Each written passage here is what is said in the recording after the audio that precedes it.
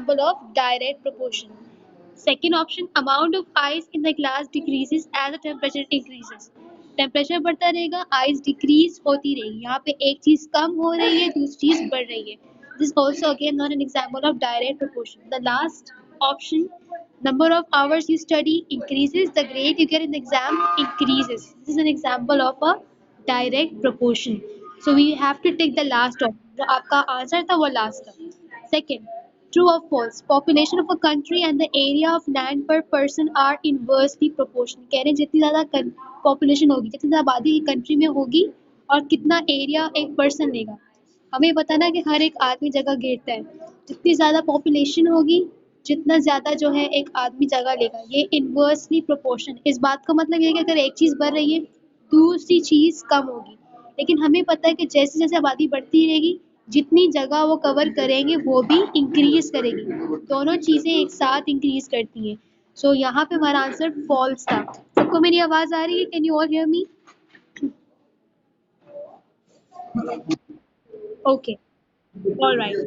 फिर में ना you can stop me in the, अगर समझ में ना आए you can stop me in between because I understand that there are net connection problems around. Now first का आंसर पार्ट सी था, सेकंड का आंसर पार्ट बी है. Now Jackie cook 9 burgers in 45 minutes. अच्छा, इससे पहले कि हम इस स्टोरी पे आए, हमें पता है कि जितने ज़्यादा बर्गर्स हम बनाएंगे उतना ज़्यादा टाइम लगेगा. एक बर्गर बनाएंगे कम टाइम लगेगा, 2 burgers more time, 3 burgers more time. So they're telling us that Jackie cooked 9 burgers in 45 minutes. 9 burgers बनाने में उसको 45 minutes लगे. Now they are asking us how many burgers could she make in an hour and a half.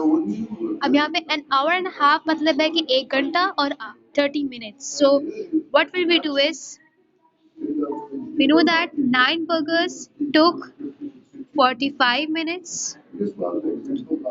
and I don't know how many burgers she made in 1.5 hour. और 1.5 hour मतलब 1 hour is equals to 60 minutes, and so half hour is equals to how much? Half hour is equals to 30 minutes. So 60 plus 30 is how much? 60 plus 30 is 90. So instead of writing this again, क्योंकि अभी हम सारा काम अपने minutes में कर रहे हैं, so to make our work easier, what we will do is we will write 90 minutes. अब मुझे पता है कि जितने ज़्यादा burgers मैं बनाऊंगी उतना ज़्यादा time लगेगा. So if I cross multiply here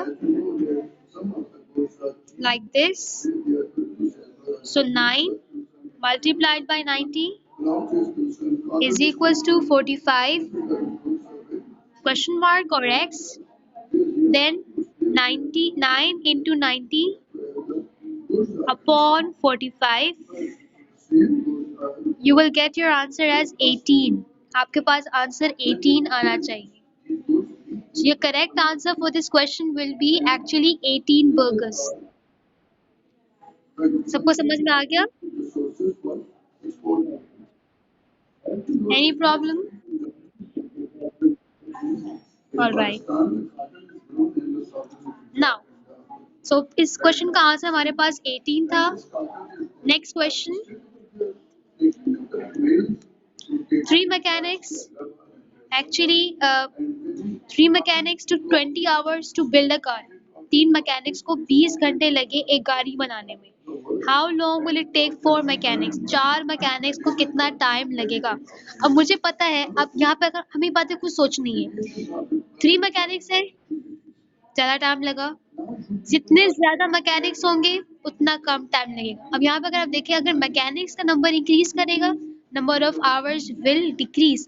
हमें ये पता है कि कौन सा प्रोपोर्शन है, this is inverse proportion. So what we will do is 3 mechanics 20 hours, 4 mechanics I don't know. Again मैंने आपको बात बताई थी during the class you were in the classroom कि जब भी हमें इनवर्स प्रोपोर्शन डील करना होता है, नहीं, मैकेनिक का नंबर इंक्रीज करेगा तो उनके काम करने का टाइम डिक्रीज करेगा. ऐसी मिसाल है कि मैंने, नहीं ये डायरेक्ट नहीं, ये इनवर्स है. मैं आपको एग्जांपल दे रही हूँ. बिल्कुल। आपको मैं एग्जांपल दे रही हूँ। फॉर एग्जांपल आपको मैंने एक ग्रुप में टास्क दिया, आपसे मैंने कहा कि एक स्टोरी लिखकर लाएं। अगर आपको मैं अकेले स्टोरी लिखने को कहूँगी आपको बहुत सारा टाइम लग जाएगा, लेकिन अगर मैं आपको ग्रुप बना दूँ, 4 का ग्रुप बना दूँ, तो क्या होगा? इंट्रोडक्शन एक बच्चा लिख लेगा, आप बॉडी लिख लेंगे, तीसरा बच्चा जो है उसकी लास्ट पार्ट लिखेगा, चौथा बच्चा पूरा उसको कंपाइल करके सबमिट करवा देगा। इसमें आपका काम बढ़ गया। अब जो काम आपको करने में बहुत सारा टाइम लग रहा था, अब वो काम बहुत जल्दी हो जाएगा।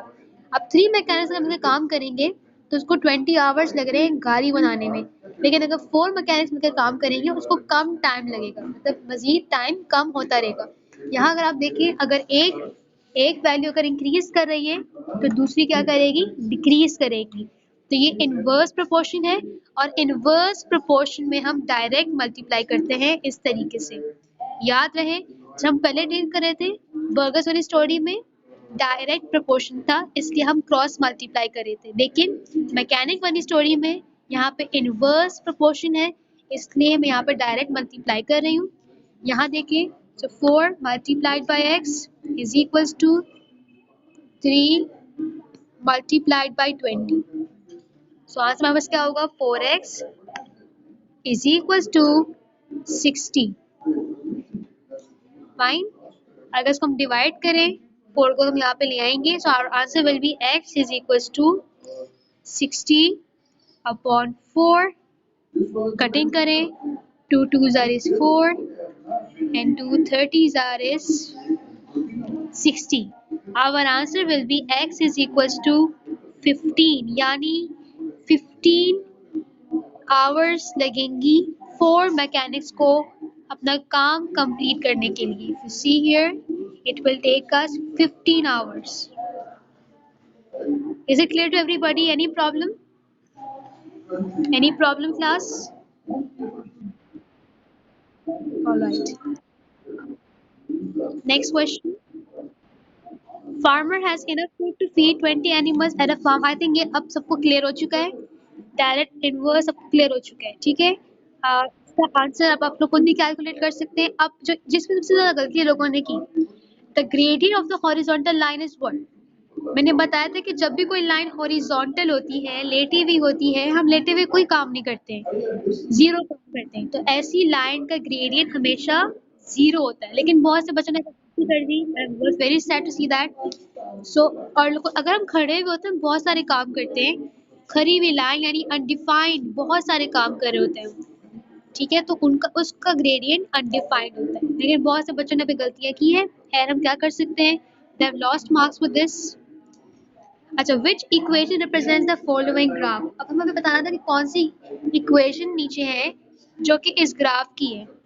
तो हमें पता है कि जब भी मुझे किसी भी ग्राफ की इक्वेशन बनानी होती है, हम पहले क्या करते हैं, पहले हमें पता है कि हर ग्राफ का इक्वेशन है y equals to mx plus c। मुझे पता है कि y और c कभी सेम नहीं होते, तो हम पहले क्या करते हैं, पहले m फाइंड करते हैं और फिर c फाइंड करते हैं। m क्या हमारे पास ग्रेडियंट है, m इज द ग्रेडियंट, और c क्या हमारे पास y इंटरसेप्ट, ठीक है, y इंटरसेप्ट यानी वो पॉइंट जहाँ पे हमारी ग्राफ क्रॉस करती है, ठीक है। Now let's look at the gradient. Gradient पहले कैसे फाइंड करेंगे, ग्रेडियंट अगर हमें फाइंड करना है, यहाँ देखें, ऑलरेडी आपकी हेल्प के लिए आपको कुछ पॉइंट्स प्लॉट करके दे दिए गए थे, आपको सिर्फ उन पॉइंट्स को चूज करना था, अपना काम करना था। सी हियर, ये 1 है, ये 1 है, 1 2 3 4 5 6 7, तो ये पॉइंट हमारा 2 हुआ और ये पॉइंट हमारा 4 हुआ। हमने 2 पॉइंट्स को भी चूज कर लेने, पॉइंट चूज कर लिए। फॉर्मूला ग्रेडियंट हमारे पास है rise upon run, rise upon run, rise is equals to highest point की तरफ पहले आएंगे, वो हमारे पास अपनी y एक्सिस पे 0.4 है, माइनस, फिर हम आएंगे अपने छोटे वाले पॉइंट की तरफ, पॉइंट दिस वन, इसकी वैल्यू हमारे पास 2 है, डिवाइड करेंगे, फिर हम रन कैलकुलेट करेंगे, ये क्या वैल्यू है इसकी x एक्सिस पर, If you look over here, पहले हम आएंगे अपने बड़े पॉइंट की तरफ. यहाँ देखिए what is the value on the x axis. It is actually 1. So 1 minus, फिर हम आएंगे सेकेंड पॉइंट की तरफ. Look at the value, that is actually 0. Now 4 minus 2 is 2 upon 1.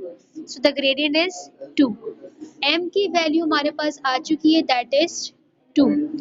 अब सेकेंड पार्ट हमारे पास जो है वो है हमें c फाइंड करना है, यानी y इंटरसेप्ट. ये बातें ऑलरेडी मैं क्लास में पढ़ा चुकी हूँ, इसलिए मैं इसको बार रिपीट नहीं कर रही हूँ और बहुत फास्ट जा रही हूँ ताकि हम बाकी क्वेश्चंस की तरफ आ सकें. We have only a minute or two left now. 10 minutes left. Now, this was the gradient. What is the y-intercept? Y-intercept graph पे वो पॉइंट होता है जहाँ पे हमारी लाइन हमारी एक्सिस को यानी y एक्सिस को कट करे. This is our y axis, जो हमारी y एक्सिस है, और ये देखिए ये लाइन हमारी y एक्सिस को कट करी है. वो कौन सा पॉइंट है? वो एक्चुअली ये वाला पॉइंट है. ये वाला पॉइंट है जहाँ पे हमारी ग्राफ एक्चुअली कट हो रही है. ये देखिए ये पॉइंट है, और ये पॉइंट कौन सा है? ये पॉइंट 3 है. सो हमारा y इंटरसेप्ट वाज एक्चुअली, जिसको हम c लिख सकते हैं, c is equals to sorry, it was actually 2. Sorry, 2. So y intercept is 2. Fine. I hope it's clear. Actually ये 3 ही है. यहाँ पर अगर देखिए ये 1 हमारे पास, ये 1, ये 2 और ये 3. It is actually 3. So y intercept is actually 3. So if I put the values in this equation, y is equals to mx plus c. m की जगह पे हमारे पास क्या वैल्यू आ रही है? m की जगह हमें वैल्यू आ गई है 2, जो कि बिल्कुल ये वाली वैल्यू थी, और x बिल्कुल कॉपी पेस्ट नीचे आ चुका है, प्लस, और c की जगह पे कौन सी वैल्यू आएगी? That is 3. So y is equals to mx plus 3. y is equals to 2x plus 3 is the equation of this graph. सबको ये क्लियर हो गया? Any problem? Is it clear to all of you?